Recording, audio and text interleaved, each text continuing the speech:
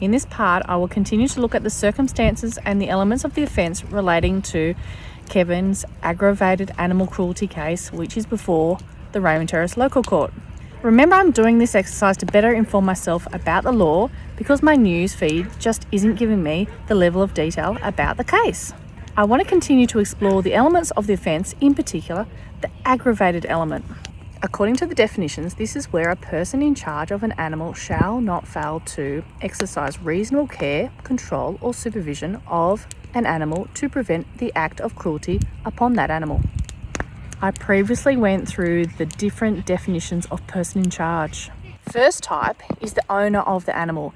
In Kevin's case, it's likely the wildlife park is the owner of the chicken and the alligator, so we'll skip that bit. The second type is a person who has the animal in their possession or custody. So this left me wondering. It's bonfire night on the June long weekend, and I have a friend with me. He's in my possession.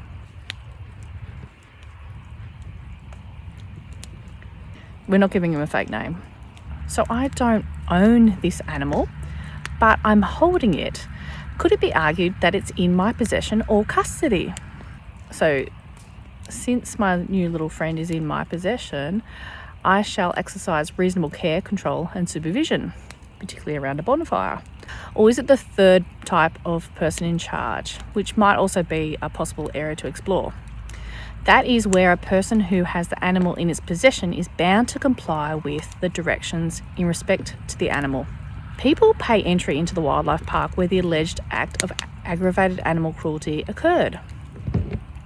It's possible there are terms and conditions entering this venue, which is on private property. This, I don't know. I'm not sure if there are terms and conditions, but I have visited zoos and wildlife parks, and I assume that when I was let in after paying money, I was under the expectation that I was to behave in a certain way, like use your common sense when interacting with the animals. But no one told me directly how to behave. A lot of the expectations are implied. Is that still considered a direction? Honestly, I think the expectation at a wildlife park is that animals don't get killed.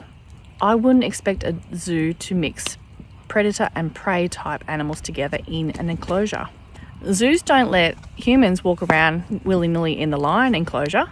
I think this element will be explored because the prosecution needs to prove this beyond reasonable doubt. In conclusion, there can be many small elements that make up the offence. It will be interesting to see how they prove each element. Needs a name. Any suggestions on names? Is your name Phyllis? Time for the marshmallows.